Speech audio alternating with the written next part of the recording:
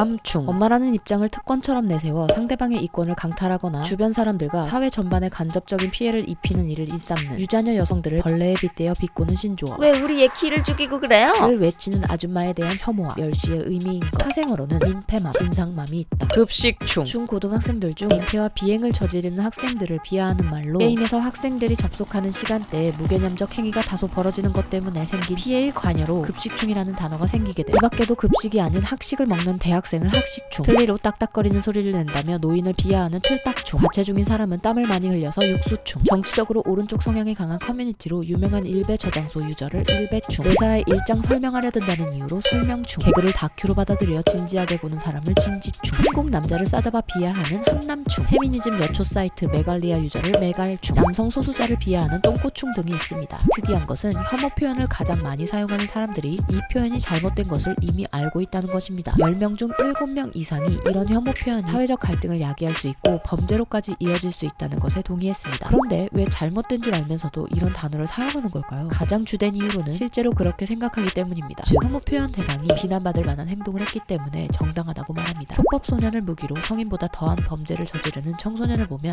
저런 급식충 새끼들, 지하철 1호선에서 만나는 당황스러운 노인들을 보면 저 틀딱충, 먹을 거 하나 더 주문하면 될 것을 낭낭국어라는 애엄마를 보면 미쳤네, 맘충이네, 장난으로 다 같이 웃는 분위기에 찬물을 쫙 끼얹는 친구를 보면 이 새끼 완전 진지충이네 라고 하는 게 당연하다는 거죠. 표현이 만들어낸 혐오는 이를 공감하는 사람들이 많을 때 강화됩니다. 대상을 직접 마주하지 않고도 양방 소통이 가능한 온라인에서는 모방과 확산이 빠릅니다. 문제는 대상을 직접 마주하지 않기 때문에 혐오 표현을 써도 죄책감이 덜하다는 것입니다. 이렇게 강화된 표현을 쓰는 사람들이 모여 집단 기억을 만들고 단어를 공유하는 사람들끼리 집단적 혐오가 일어납니다. 그런데 말입니다. 무슨 춤과 같은 특정 계급이나 집단을 벌레로 낮추는 혐오 표현이 사실은 1990년대 일본에서 유행했었던 사실 알고 계셨나요? 1999년 일본 광고에서 이기적인 행동을 벌이는 사람을 자기충으로 표현했는데 이 단어가 당시 유행어 탑10 안에 들 정도로 크게 인기를 끌었습니다. 또 지하철에서 화장하는 여성을 화장충, 자신의 짐으로 좌석을 차지하는 사람을 공간차지충이라고 불렀습니다. 조금이라도 심사를 뒤트는 누군가에게 민폐를 끼치는 벌레라는 혐오의 말을 붙여 자신의 적대감을 표출한 것입니다. 많은 일본인들이 주관적 불쾌감을 지나치게 일반화하는 경우가 적지 않습니다. 그저 자신의 눈에만 거슬렸을 뿐인데도 타인에 대한 배려가 부족해 주변과의 조화를 깼다며 비난합니다. 특히 권위주의적인 사람일수록 공동체의 조화를 운운하며 엄격하게 민폐의 잣대를 들이댑니다. 유연성과 관용이 부족해 아무런 피해가 없어도 내가 불쾌하니까 민폐라고 규정하고 갈등을 키웁니다. 심리학자 기타우리는 그래서 일본 사회에서는 경미한 일도 비난의 대상이 되는 경우가 잦다고 지적합니다. 민폐는 주관적인 개념입니다. 그런데 일본에서는 선악을 판단하는 절대 도덕 기준처럼 쓰일 때가 적지 않습니다. 일본인들은 남을 공격할 때 자신들의 정의를 정당하기 위해 민폐를 자주 사용합니다. 특히 자신은 규칙을 잘 지킨다고 자부할수록 상대방에게 악인의 낙인을 마구 찍어댑니다. 그러고 보니 각종 무슨 춤이 유행한 1990년대 후반의 일본과 최근 우리나라는 공통점이 있습니다. 바로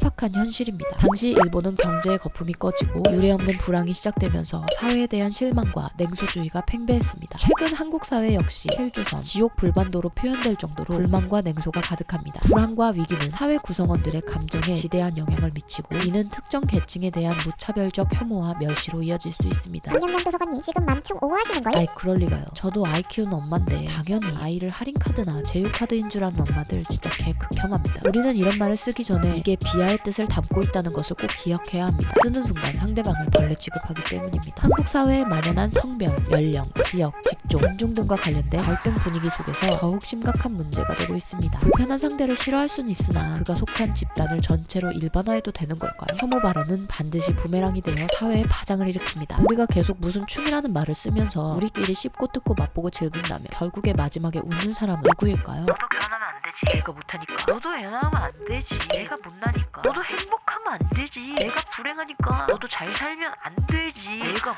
사니까. 라는 사회 분위기를 만들고 있는 건 아닐까요? 이렇듯 불행한 사람이 더 불행한 사람을 괴롭히는 수평폭력에 대해 궁금하신 분들은 오른쪽 상단에 있는 링크 또는 고정 댓글에 있는 영상을 참고해보세요. 무슨 충이 단순히 우리나라에서 사회적 불안으로 만들어진 단어라면 이해해보겠지만 굳이 일본에서 쓰던 그것도 한참 철 지난 유행어를 사회 분열을 시켜가면서까지 써야 될까 싶습니다. 우리는 이미 너무 오랫동안 너무 자주 너무 쉽게 그들의 말에 정의의 이름으로 차별을 받지 않았나요? 그럼에도 불구하고 우리는 굳이 이딴 벌레 단어를 꼭 써야만 하는 걸까요? 오늘은 유영수님의 일본인 심리상자를 참고하여 영상을 제작했습니다. 이 책은 제가 우연히 도서관에서 빌려봤는데 너무너무 재밌어가지고 5번 더 빌려보고는 이제는 안 되겠다 싶어서 샀습니다. 일본 문화를 이해하기 쉽게 알려주면서 진짜 재밌더라고요. 저자이신 유영수님은 3년 동안 SBS 사회부, 경제부, 도쿄 특파원으로 활약하시면서 한일 갈등의 원인을 서로가 잘 안다고 착각해서 생기는 오해라고 보고 이 문제를 조금이라도 풀기 위해 이 책을 집필하셨습니다. 3.11 대지진, 원전사고, 한류의 흥망성쇠를 현장에서 직접 겪은 경험을 방송 특유의 시사보도 형식으로 구성하여 읽는 내내 긴장감이 팽팽하고 흥미진진했습니다. 뉴스나 유튜브에서 억지 부리는 일본인들을 보면서